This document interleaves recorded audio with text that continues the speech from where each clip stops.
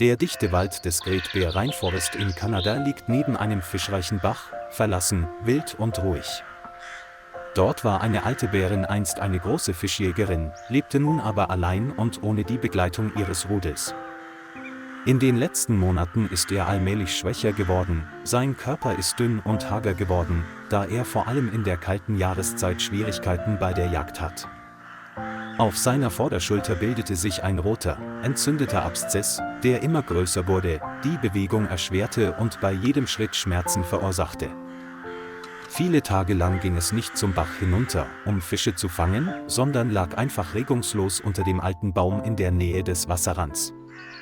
Mit halb geschlossenen Augen und schwerem Atem reagierte es nicht auf das Zwitschern der Vögel oder das Rascheln der Blätter um es herum.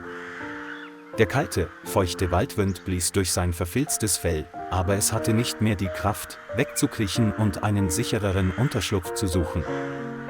Eines Morgens brach er bewusstlos unter einem Baum zusammen.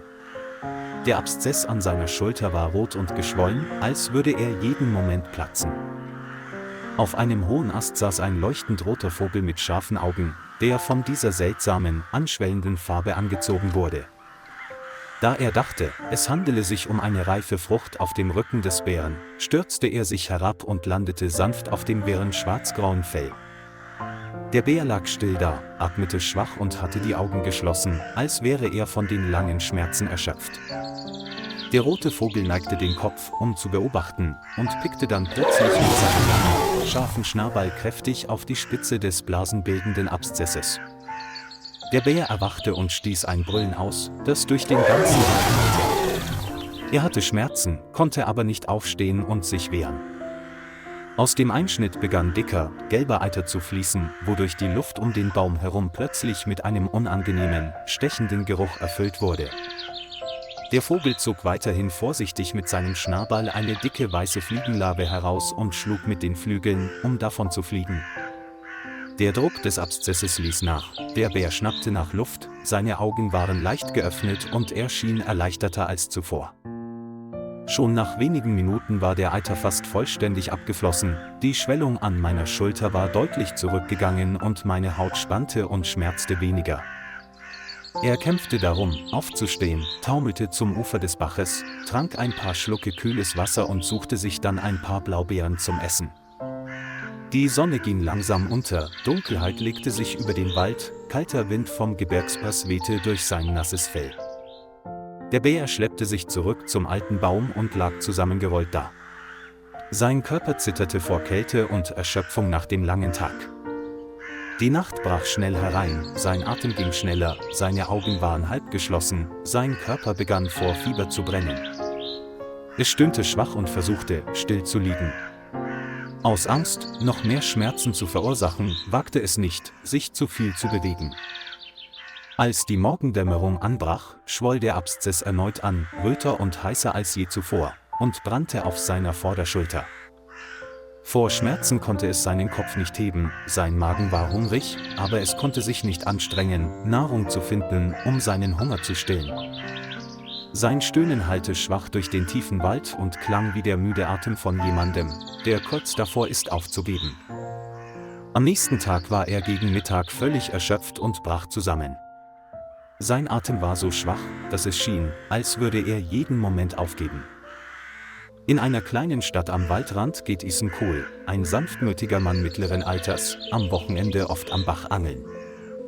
An diesem Morgen nahm er seine Angelrute und einen Bambuskorb voller Fische mit und folgte dem vertrauten Pfad, der zum Bach führte. Der Raum war still, nur das Plätschern des Baches und das Rauschen des Windes in den hohen Bäumen waren zu hören. Plötzlich hörte er ein heiseres, schwaches Geräusch aus der Tiefe des Dschungels. Er blieb stehen, um zu lauschen, und erkannte, dass es nicht das Geräusch von Wind oder kleinen Tieren war, sondern das Stöhnen eines großen Tieres. Sein Instinkt drängte ihn, auf den Pfad abzubiegen und vorsichtig über die nassen Büsche und morschen Baumstämme zu steigen.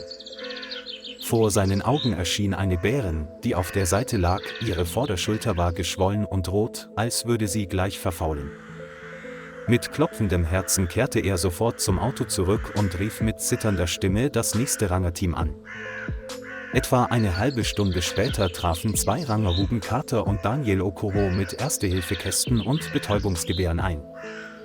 Ethan führte sie den blätterübersäten Pfad entlang zurück zu der Stelle, wo der Bär regungslos unter einem großen Baum lag.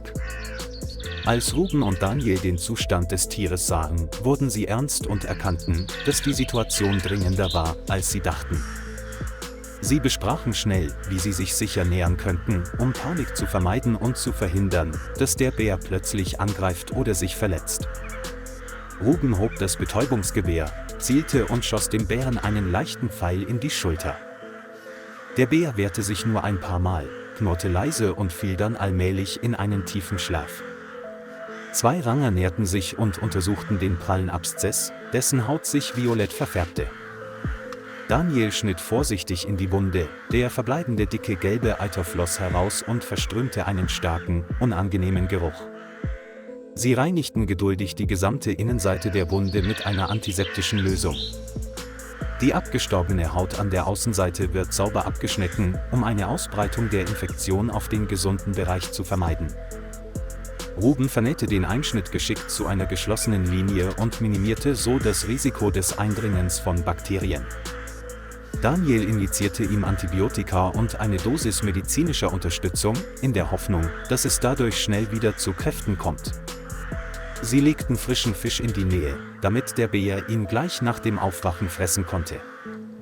Nachdem die Aufgabe erledigt war, fuhren beide rückwärts zum Auto, hielten einen Sicherheitsabstand ein und beobachteten es mit Ferngläsern. Ethan stand daneben und beobachtete schweigend, sein Herz war erfüllt von der schwachen Hoffnung für das Leben des armen Tieres. Ungefähr 15 Minuten später regte sich der Bär leicht und stieß ein schwaches, heiseres Brüllen aus, als würde er seinen Atem prüfen. Seine Augen öffneten sich langsam, sein Blick war schläfrig, als hätte er nicht bemerkt, was gerade mit ihm passiert war. Der unerträgliche Schmerz in meiner Schulter war verschwunden und hinter dem ordentlichen Verband war nur noch ein leichtes Ziehen zu spüren. Es brauchte ein paar tiefe Atemzüge, als ob es nach Tagen der Qual zum ersten Mal Erleichterung verspürte. Als es den vertrauten Geruch von frischem Fisch roch, versuchte es aufzustehen. Seine Beine zitterten noch immer, aber es beschloss, näher zu kommen. Es bückte sich, um jedes Stück Fisch zu fressen, seine Bewegungen waren langsam, aber bestimmt, als würde es neue Energie tanken. Als Ethan diese Szene sah, atmete er erleichtert auf, Ruben und Daniel lächelten zufrieden über die rechtzeitige Rettung. Sie wussten, dass der Bär die gefährlichste Phase seines harten Überlebenskampfes hinter sich hatte. Nach dem Fressen ging es langsam zum Ufer des Baches, senkte den Kopf, um kaltes Wasser zu trinken, und seine Augen leuchteten allmählich vor Lebenskraft auf. Es schüttelte heftig seine Schultern, als würde es seinen Körper testen, atmete gleichmäßiger und sah viel gesünder aus als zuvor. Das Nachmittagssonnenlicht spiegelte sich im glitzernden Wasser und warf seinen starken und widerstandsfähigen Schatten. Es lief gemächlich ein paar Runden um den vertrauten Baum, seine Beine fühlten sich nach dem Fressen und Ausruhen stabiler an. Ruben notierte die positiven Veränderungen des Tieres in aller Stille, um sie dem Rettungszentrum zu melden. Daniel hob sein Fernglas und beobachtete weiterhin das Verhalten und den Gang des Tieres, um sicherzustellen, dass es keine weiteren Probleme gab. Ethan verschränkte die Arme vor der Brust und seine Augen leuchteten vor Erleichterung, als wäre er Zeuge des Wunders des Waldes. Wenn die Sonne hinter den fernen Bergen untergeht, ist der ganze Wald wieder in die Dämmerung getaucht und ruhig und friedlich. Nachts lag der Bär ruhig unter dem Baum, stöhnte nicht mehr vor Schmerzen, sondern schlief tief und friedlich.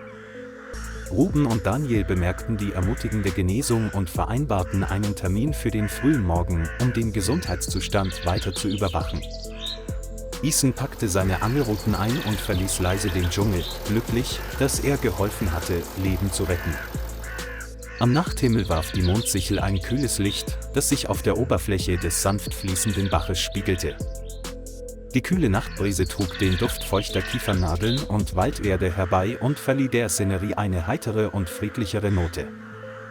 Der Bär drehte sich sanft im Schlaf, sein Atem war gleichmäßig, und sein großer Körper sah nun im silbernen Mondlicht sanft aus.